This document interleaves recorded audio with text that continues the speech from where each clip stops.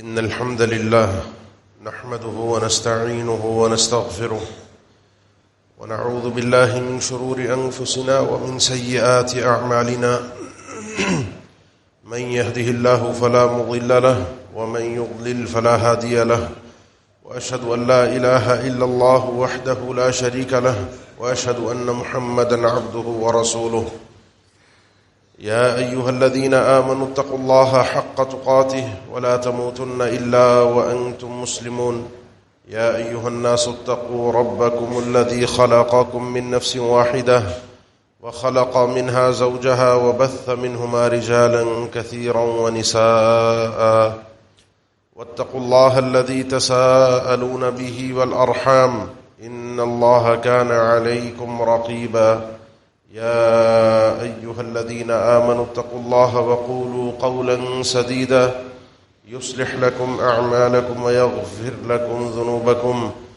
ومن يطع الله ورسوله فقد فاز فوزا عظيما أما بعد فإن أصدق الكلام كلام الله وخير الهدي هدي محمد صلى الله عليه وسلم وشر الأمور محدثاتها وكل محدثة بدعة وكل بدعة ضلالة وكل ضلالة في النار أعوذ بالله من الشيطان الرجيم بسم الله الرحمن الرحيم يا أيها الذين آمنوا كتب عليكم الصيام كما كتب على الذين من قبلكم لعلكم تتقون أياما معدودات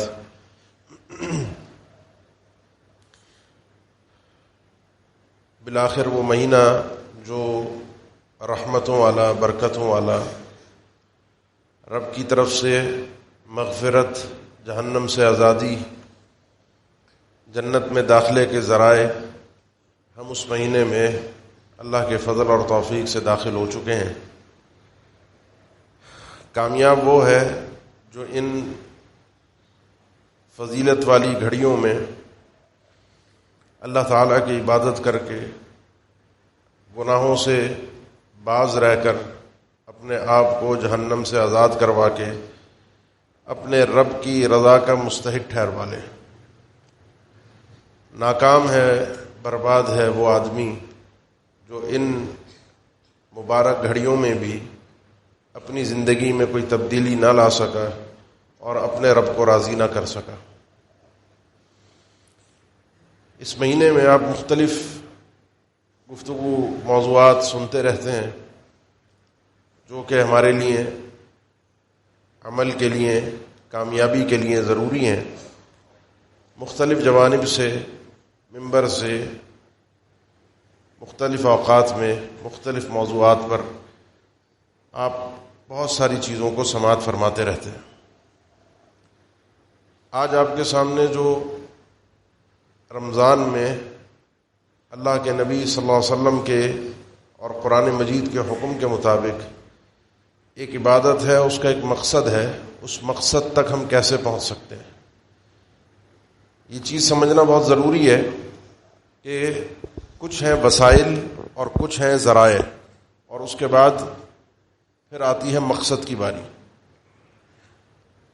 جو ہدف ہوتا ہے انسان نے وہاں پہنچنا ہوتا ہے، جو راستہ ہوتا ہے وہ انسان کا مقصد نہیں ہوتا۔ یہ عبادات جو ہیں یہ اصل مقصد نہیں ہے، یہ اپنی ذات میں ایک دنیاوی مقصد تو ہیں، لیکن اصل مقصد اللہ تعالیٰ کی رضا ہے۔ اس سے پہلے کئی ایک مقاصد سے ہمیں گزرنا پڑتا ہے، اور وہ مقاصد بھی سارے کے سارے ذریعے اور راستے بنتے ہیں اس اصل مقصد تک پہنچنے کے لیے۔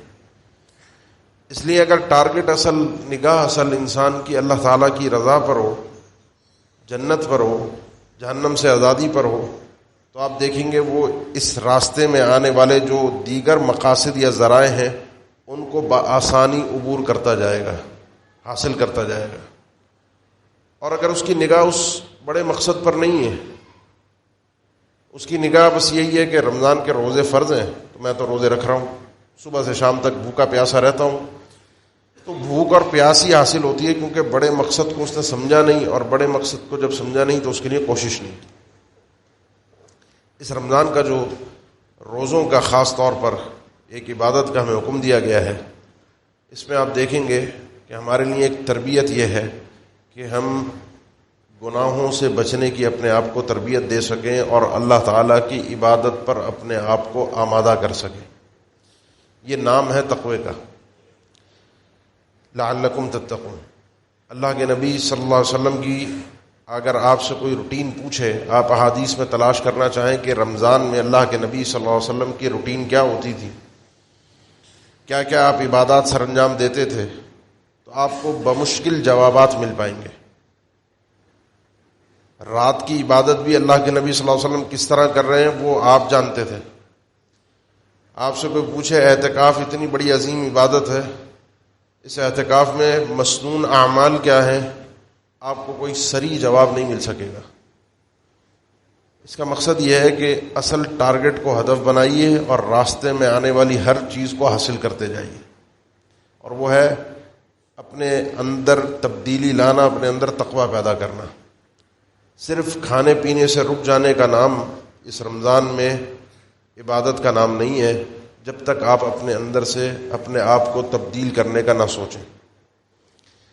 عبادات بعض اوقات ہم سے نہیں ہوتی. ہم 11 مہینے اپنے دنیا کے مسئلوں میں، جھمیلوں میں، پریشانیوں میں، معاملات میں چلتے رہتے ہیں. کسی کی موج مستی، کسی کی خواہش اس پر غالب رہتی ہے. پھر آپ دیکھتے ہیں اچانک رمضان کا چاند نظر آتا ہے اور اگلے دن مسجد ایک دم سے بھر جاتی ہے. مسجد میں جگہ نہیں ہوتی صبح فجر کی نماز میں. اس کا مطلب کیا ہے؟ اس کا مطلب یہ ہے کہ میرے اندر تقویٰ تھا، میں اس کو حاصل کرنے کی کوشش نہیں کر پا رہا تھا، آج میں آیا ہوں. تقوی کا معنی یہی ہے کہ انسان اپنے آپ کو شروعات میں عبادت پر مجبور کرے. یہ میرا نفس ایسے عام طور پہ راضی نہیں ہوتا، اس کو جب تک لالچ نہ ہو، اس کو جب تک اپنا فائدہ نظر نہ آئے یہ آگے نہیں بڑھے گا. فائدہ نظر آئے گا تو سب کچھ کرنے کو تیار ہے.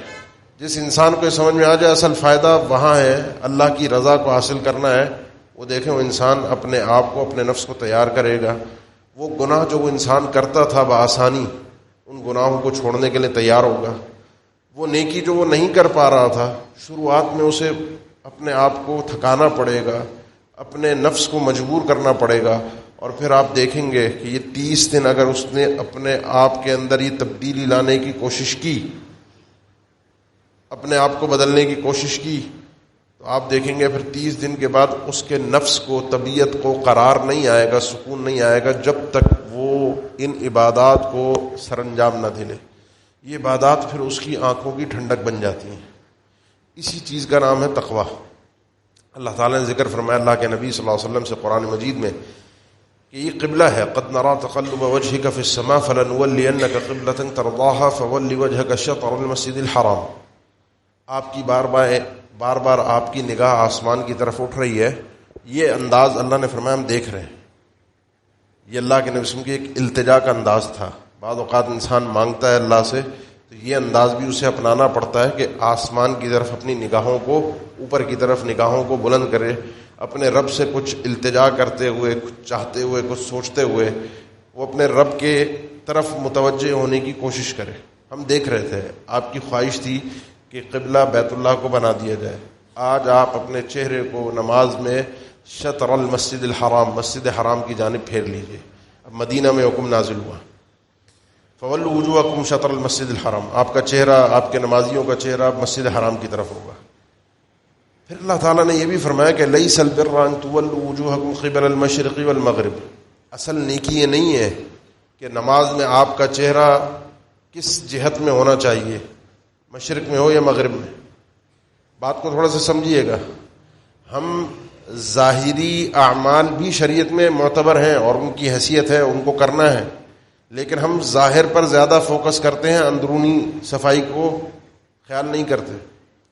ہمارا زیادہ اہتمام ہوتا ہے کس چیز پر؟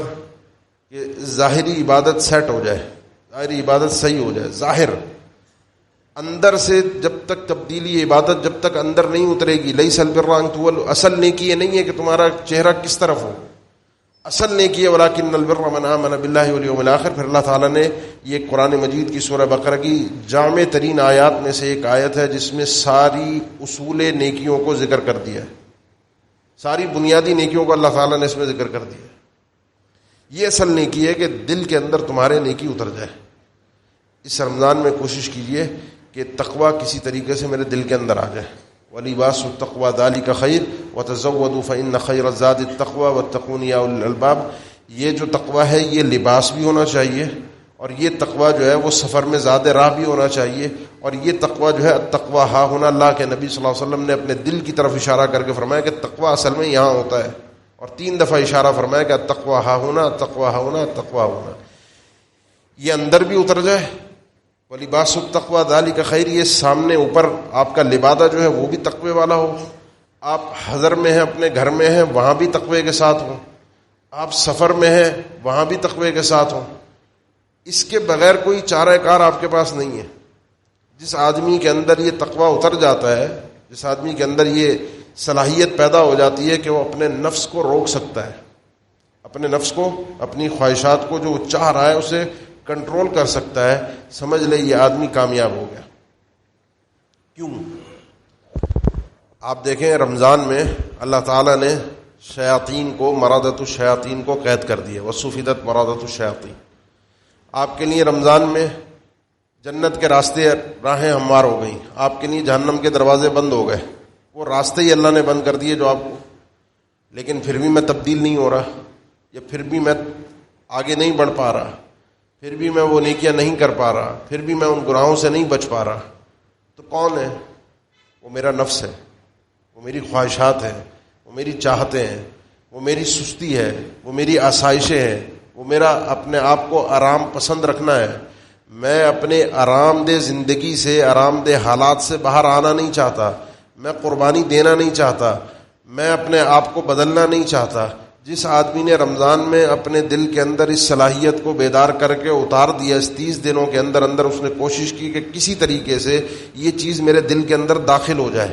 میں بھوک پیاس بھی برداشت کر رہا ہوں, حالانکہ میرے جسم کی سب سے بڑی ضرورت ہے, میری سب سے بڑی چاہت ہے کہ میں کھاؤں اور پیوں. گرمی یا خشکی آپ کے سامنے ہے, پیاس کی شدت ہر شخص تقریباً محسوس کر رہا ہے, لیکن نہیں پی رہا, حالانکہ آپ کے لیے عام اوقات میں حلال ہے. آپ اس کا مطلب یہ ہے کہ کنٹرول کر سکتے ہیں, آپ برداشت کر سکتے ہیں, اپنے نفس کو مار سکتے ہیں, یہاں پر اپنے آپ کو اتار سکتے ہیں, اپنے اندر تبدیلی لا سکتے ہیں. پھر اگر یہ انسان کے لیے ہو جاتا ہے, پھر اللہ کے نبی صلی اللہ علیہ وسلم کے جو فرامین ہے کہ روزہ اپنی زبان کو روکنے کا نام بھی ہے. جو اپنی زبان چلا رہا ہے, جھوٹ بول رہا ہے, غیبت کر رہا ہے, وہ پھر اپنے آپ کو بھوکا پیاسا نہ رکھے. اللہ کو اس کے پیاس کی ضرورت نہیں. یا آپ کو, مجھے اللہ نے اذیت دینے کے لیے روزہ نہیں رکھ دیا, تربیت دینے کے لیے روزہ کیا کہ اپنے آپ کو اندر سے انسان تبدیل کرے. پھر جو روزے دار ہوتا ہے نا, جس کے دل میں روزہ اتر جاتا ہے, پھر آپ دیکھیں گے اس کا کتنا بڑا نقصان کیوں نہ ہو رہا ہو, اس کو کتنی چاہت کیوں نہ ہو, وہ خیانت نہیں کرے گا, دھوکہ نہیں دے گا, نہ اللہ کو نہ اللہ کے بندوں کو. اللہ کو دھوکہ دینے کی کوشش نہیں کرے گا, شرک نہیں کرے گا, غیر اللہ کی طرف نہیں جائے گا. کتنی حالات پریشان کیوں نہ ہو, کبھی بھی سودی قرضہ, سودی لین دین کی طرف نہیں جائے گا, کیونکہ اللہ اور اس کے رسول سے جنگ ہے. کبھی کتنے ہی پریشان حالات کیوں نہ ہو, رشوت نہیں دے گا. کبھی کتنا ہی اس کو محسوس کیوں نہ ہو رہا ہو کہ کسی کے لیے دل میں اپنے لیے نفرت کو پال لے, لیکن اس کے دل میں چونکہ تقوی ہے, اس نے اپنی خواہش کو مارنا ہے, اس نے اپنے جذبات کو روکنا ہے, اپنے دل کے اندر اس صوم کے تقوی کو, روزے کے تقوی کو اتارنا ہے. پھر وہ اپنے دل کو ایسا تبدیل کرے گا کہ پھر ان گناہوں سے اپنے آپ کو روک سکے گا.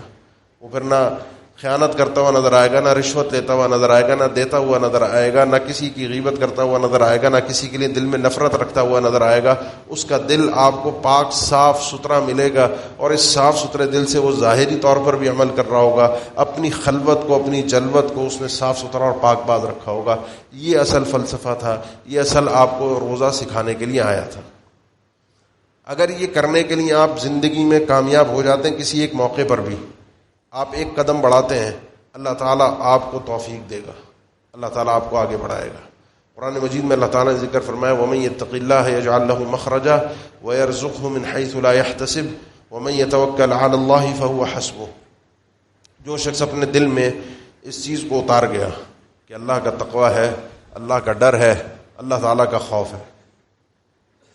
میرے خیال ہے میری گفتگو کے اندر میں نے اس مفہوم کو اچھی طریقے سے واضح کیا ہے, کیونکہ ہم زیادہ تر اس تقوی کے فضائل سنتے ہیں, لیکن اس تقوی کو حاصل کیسے کرنا ہے، دل میں اتارنا کیسے، اس کا عملی طریقہ کار کیا ہے، میں نے اس کے اوپر زور دے کے آپ کو سمجھانے کی کوشش کی ہے۔ یہ سارے جو اہل علم کے فرامین ہیں، جو تقوی کی تعریفات میں ذکر ہوتے ہیں کہ اپنے آپ کو کانٹے دار راستوں سے جس طرح سے کپڑوں کو سمیٹ کر دامن کو بچا کر گزارتے ہو کہ کپڑا کہیں کانٹے میں نہ اٹک جائے، اسی طریقے سے دنیا کے اندر چلتے پھرتے گناہوں کے اندر فتنے اور شہوات سے اپنے ایمان کو اسی طریقے سے سمیٹتے ہوئے جانا جس طریقے سے تم اپنے دامن کو کانٹوں سے بچا کر جاتے ہو۔ محمود ابن مہران کہتے ہیں انسان تقوی یہ ہے کہ انسان اپنا محاسبہ اس طریقے سے کرے جس طرح اپنے کسی شریک کا، اپنے دوست کا، کسی ساتھی کا یا کاروباری پارٹنر کا حساب کتاب لے کر بیٹھتا ہے۔ پورا کھاتا کھلتا ہے نا تو ایک ایک چیز کو دیکھتا ہے، نوٹ کرتا ہے کہ کیا ہوا، کیا گیا، کیا آیا۔ اس طریقے سے انسان اپنا محاسبہ کرے کہ سارے دن میں نے کیا کیا، کتنی نیکیاں کی، کتنے گناہ کیے، کتنے گناہ اللہ کی خاطر چھوڑے اور کتنی نیکی اللہ کی خاطر کرنے کی کوشش کی۔ ایک دن رات کو سوتے ہوئے پورے دن کا اپنا حساب کتاب چیک کیجئے، آپ یقین جانیے اگلے دن آپ کو تبدیلی محسوس ہوگی۔ یہ سارے عملی اقدامات ہیں کہ آپ کس طریقے سے اپنے آپ کو تبدیل کر سکتے ہیں۔ یہ ایک مہینہ مجھے اور آپ کو تبدیل کر کے رب کے قریب کرنے کے لیے آیا ہے، اور جو شخص یہ کام کرنے میں کامیاب ہو جاتا ہے، اپنے آپ کو بدل لیتا ہے، اپنے لیے اپنے دل میں اپنے رب کا خوف اور ڈر بٹھاتا ہے، اپنے رب کی محبت بٹھاتا ہے، اپنے رب کی محبت کی خاطر وہ اٹھتا ہے، نیکی بھی کرتا ہے، اپنے رب کی محبت کی خاطر کئی ایسے گناہ جن کے مواقع اسے مل رہے ہوتے ہیں وہ اللہ کی رضا کی خاطر چھوڑ دیتا کہ یہ گناہ میں نہیں کر سکتا، میرے رب نے یہ مجھ پر حرام کیا ہے۔ اور جو کچھ ہوئے ہوتے ہیں زندگی بھر، بہت سارے گناہ ہم نے کیے ہیں، ساری زندگی متقی آدمی ان گناہوں پر پچھتاتا رہتا ہے۔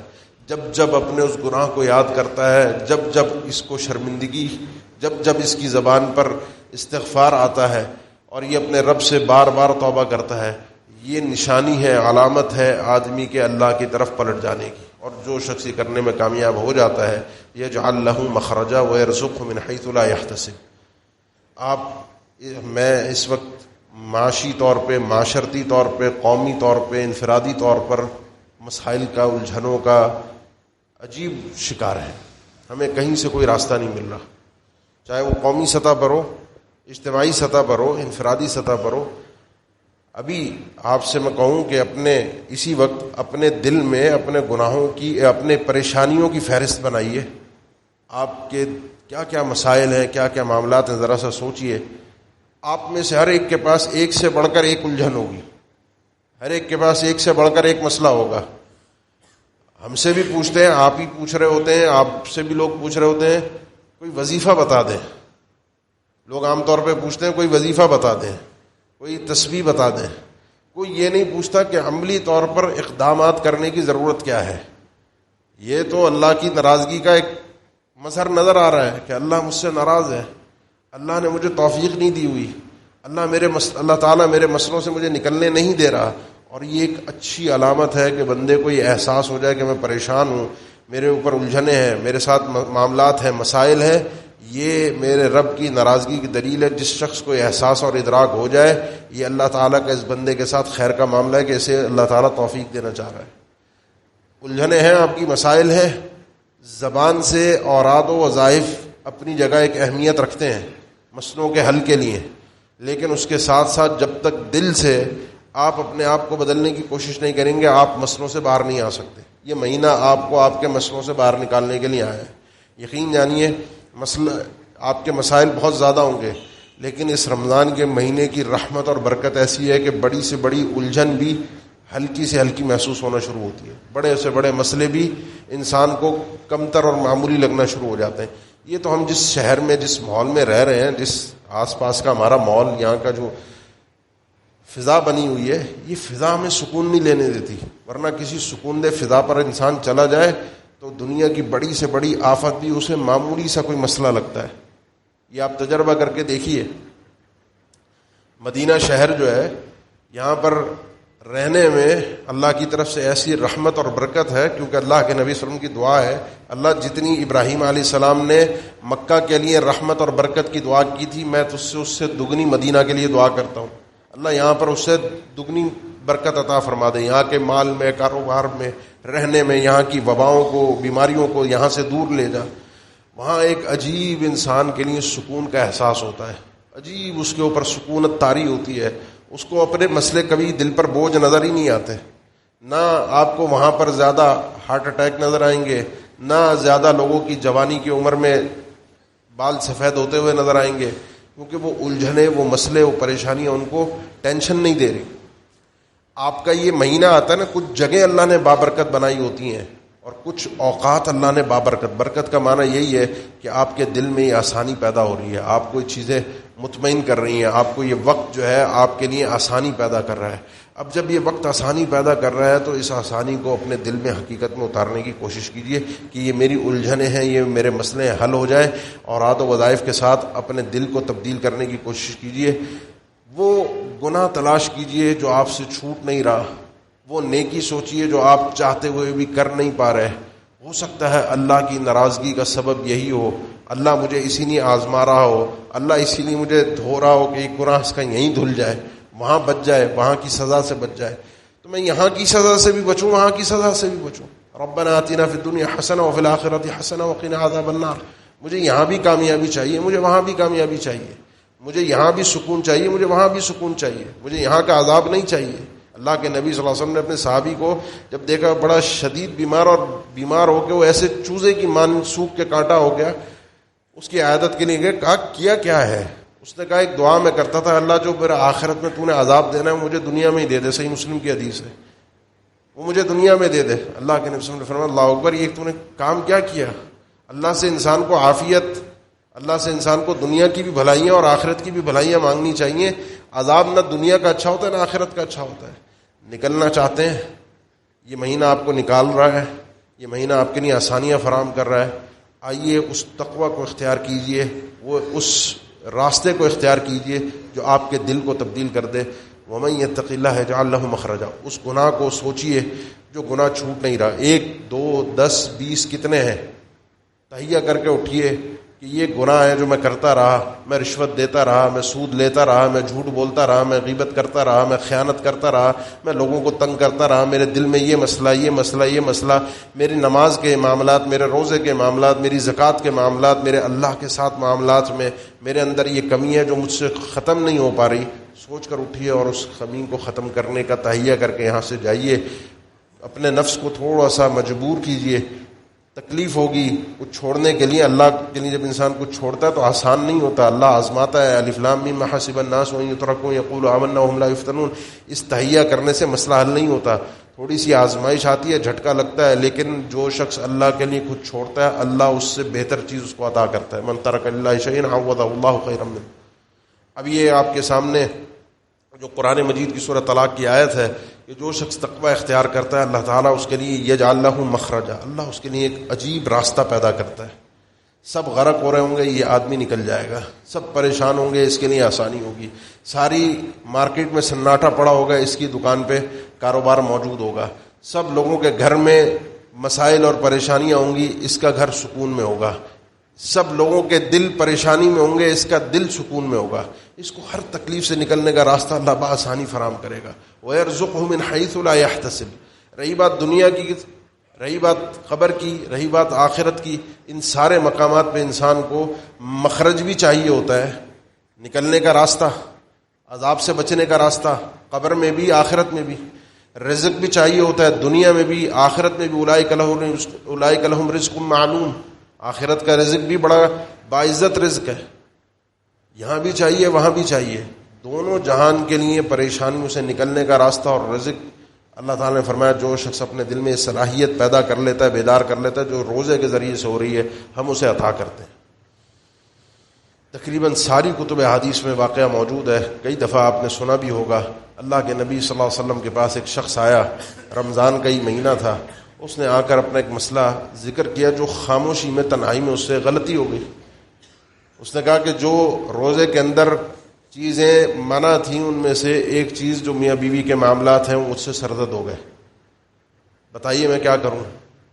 آپ صلی اللہ علیہ وسلم نے فرمایا کہ یہ وہ گناہ ہے جس کی خالی توبہ نہیں ہوتی، اس کے لیے انسان کو کفارہ ادا کرنا پڑتا ہے۔ کچھ گناہوں کے کفارے ہوتے ہیں، کفارہ یہ ہے کہ حل تجدوا رقبۃ تعتقها، کوئی غلام ہے جس کو آزاد کر دو، یا اتنی پیسے ہوں کہ غلام خرید کر آزاد کر دو تو تمہارا کفارہ ادا ہو جائے گا؟ اس نے کہا نہیں ہے۔ آپ صلی اللہ علیہ وسلم نے فرمایا پھر طاقت ہے، حل تستطيع ان تصوم شهرين متتابعين، 2 مہینے مستقل پے در پیر روزے رکھنے، کوئی ناغہ نہیں ہوگا، مستقل روزے رکھنے۔ اس نے کہا اللہ کے نبی صلی اللہ علیہ وسلم یہ بھی طاقت میرے اندر نہیں ہے کہ میں ایک ساتھ 2 مہینے مستقل روزے رکھ سکوں۔ آپ صلی اللہ علیہ وسلم نے فرمایا تیسرا آپشن یہ ہے، آخری یہ ہے کہ 60 مسکینوں کو کھانا کھلانا پڑے گا۔ اس نے کہا اللہ کے نبی صلی اللہ علیہ وسلم یہ بھی میرے پاس طاقت اور گنجائش نہیں ہے۔ اب جب انسان کفارہ ادا نہ کر سکتا ہو، کوئی فرض پورا نہ کر سکتا ہو، تو جتنی استطاعت ہو اتنا کرے، تو جتنی استطاعت ہے اس کے پاس ہے ہی نہیں، وہ بھی خاموشی سے بیٹھ گیا۔ اللہ کے نبی صلی اللہ علیہ وسلم نے بھی خاموشی اختیار کر لی، کیونکہ اب آگے کوئی حل نہیں ہے۔ کچھ دیر محفل جمی ہوئی تھی، اللہ کے نبی صلی اللہ علیہ وسلم کے سامنے کھجور کے 2 ٹوکرے صدقے کے طور پر آئے کہ صدقہ ہے، کھجوریں ہیں، صدقے کی ہیں، تقسیم فرما دیجئے۔ آپ صلی اللہ علیہ وسلم نے فرمایا کہ ایک ہے تقسیم کرنے کا طریقہ کار کہ آپ صلی اللہ علیہ وسلم ڈائریکٹ کر دیتے، اور ایک تھا کہ اس آدمی کے ذریعے کرواتے کہ اس کا بھی کچھ نہ کچھ کفارے کا مسئلہ اور سد باب ہو جائے۔ پوچھا وہ آدمی کہاں ہے جس نے ابھی یہ مسئلہ پوچھا تھا؟ وہ آدمی کھڑا ہوا، اللہ کے نبی میں تھا۔ آپ نے فرمایا یہ کھجور ہے، یہ لے جاؤ اور صدقہ کرو تاکہ تمہارا جو ہے وہ یہ کفارے کا مسئلہ ہے، قرضے کی ایک نوعیت ہے، اللہ کا قرض ہے، یہ ادا ہو۔ اس شخص نے کہا اللہ کے نبی صلی اللہ علیہ وسلم کس کو دوں؟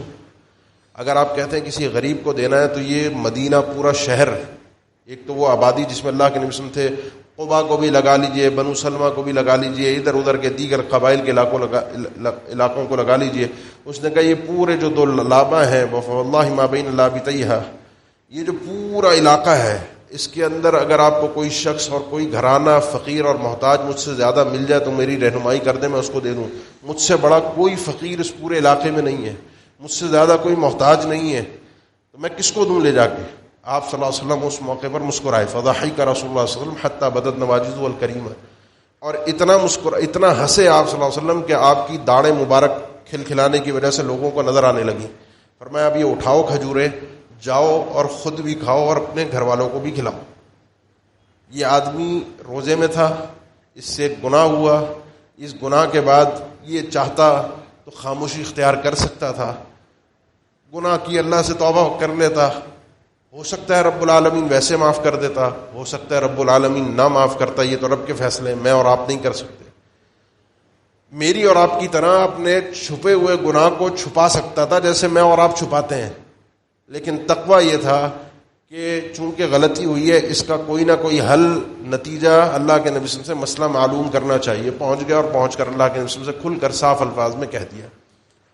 آپ صلی اللہ علیہ وسلم نے اب اس کو مسئلہ جب بتایا تو وہ مشکل میں پھنس گیا کہ اب یہ مسئلہ خالی توبہ والا نہیں ہے کہ 100 دفعہ استغفار کر لو، جس طرح ہم سے لوگ ورد وظائف پوچھتے ہیں کہ مسئلہ ہو گیا تو وظیفہ بتا دیجئے۔ یہ وظیفے والا مسئلہ نہیں تھا، یہ مسئلہ تھا کہ اس میں کفارہ دینا ہے۔ وہ اور پریشانی میں آ گیا کہ اب کفارہ بھی دینا پڑے گا اور کہیں نہ کہیں سے کر کے دینا پڑے گا، لیکن کفارہ ہے نہیں۔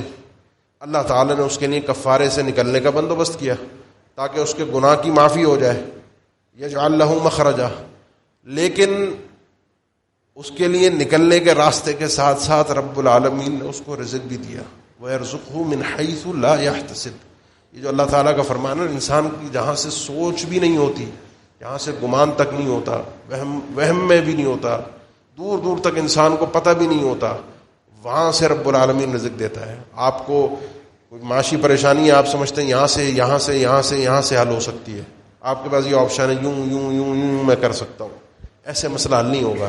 اللہ رب العالمین وہاں سے کرے گا جہاں سے آپ نے سوچا بھی نہیں ہوگا۔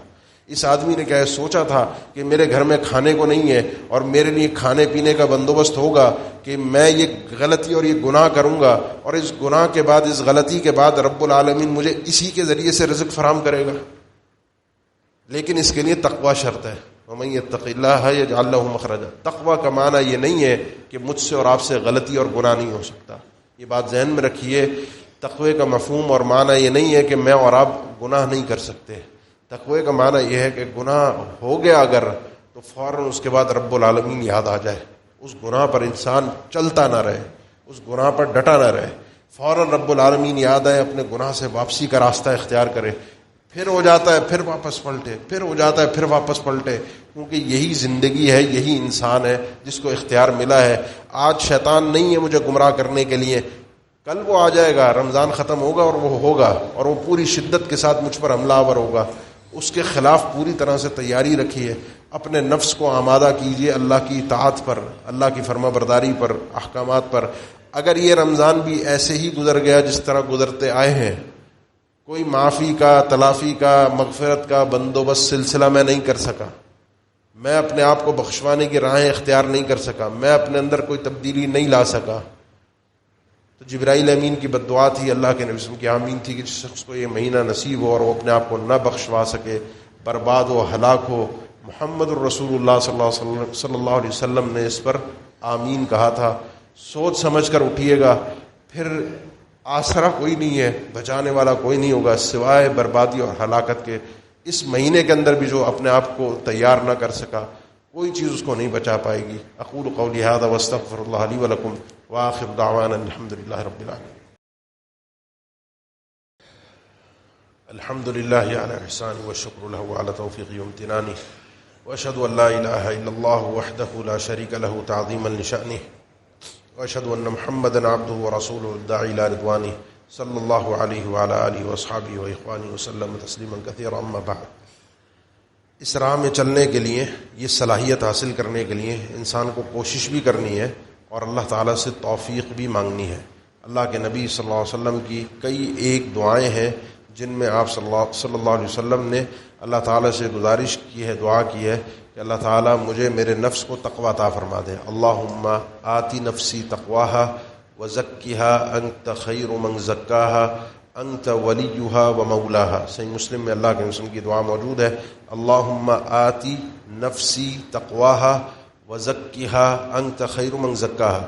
اے اللہ میرے نفس کو، یہ نفس جس سے میں اس رمضان میں لڑ رہا ہوں، رمضان میں میرا مقابلہ اپنے آپ سے ہے، میں نے اپنے آپ سے جیتنا ہے، اپنے آپ کو ہرانا ہے، اپنی خواہشات کو دبانا ہے، تو اللہ میرے نفس کو تقویٰ عطا فرما دے۔ وزکیہا، اللہ اس کو پاک کر دے۔ انت خیر من زکاہا، تو ہی وہ بہترین وہ ذات ہے کہ جو بہترین صفائی کر سکتی ہے، کوئی اور نہیں کر سکتا۔ انت ولی ہوا و مولا ہے، اللہ تو ہی اس میرے نفس کا ولی ہے، دوست ہے، کارساز ہے، تو ہی اس کا مولا ہے، تو ہی اس کے آسرا ہے، تیرے کی اوپر ہمارا توکل ہے، تو ہی ہماری بگڑیوں کو بنا سکتا ہے۔ اللہم انی اسألک الہدی والتقی والعفاف والغنی، یہ چار چیزیں اللہ کے نبی صلی اللہ علیہ وسلم سے مانگنا۔ نمازوں میں بھی ان دعاؤں کو کیجیے، جب تشہد میں آپ اتحیات میں پورا کرتے ہیں، صلاۃ و سلام پڑھتے ہیں، اس کے بعد جو ہے وہ اللہ کے نبی صلی اللہ علیہ وسلم نے فرمایا جو دعائیں مانگنی ہیں مانگو۔ ان دعاؤں کا ورد اور وظیفہ یہ بھی نمازوں کے اندر کیجیے۔ انشاءاللہ جب انسان کوشش کرتا ہے تو کوشش کرنے والے کی کوشش کو رب العالمین ضائع نہیں کرتا، توفیق ضرور دیتا ہے۔ ومن اراد الآخرۃ وسعى لها سعیها وهو مؤمن فاولئک کان سعیهم مشکورا۔ جس کی نظر، جہاں سے میں نے بات شروع کی تھی، اصل ٹارگٹ آخرت، اللہ کی رضا ہو، اصل ہدف وہ ہے، تو یہ درمیان والے سارے راستے وہ اپناتا ہے۔ جو چھوٹے چھوٹے ٹارگٹ ہوتے ہیں، چھوٹے چھوٹے ہدف ہوتے ہیں، اس کے لیے وہ کوشش کرتا ہے اپنے اصل ہدف تک پہنچنے کے لیے کہ اللہ تعالیٰ کی رضا، جنت۔ وہو مؤمن، ہے وہ مومن بندہ، یہ وہ آدمی اللہ رب العالمین فرماتا ہے فاولئک کان سعیہم مشکورا، ایسے لوگوں کی کوششوں کی، اعمال کی قدر کی جائے گی۔ اللہ تعالیٰ قدردان ہے، وکان اللہ شاکرا علیما، آپ کی اور میری کوشش کو کبھی رائے گاہ نہیں کرے گا، کبھی ضائع نہیں کرے گا۔ کوشش کیجئے کہ رب العالمین کی رضا، اللہ کا دیدار، جنت، یہ نعمتوں سے میں بہرہ ور ہو سکوں۔ اللہ تعالیٰ ہم سب کو توفیق عطا فرما دے۔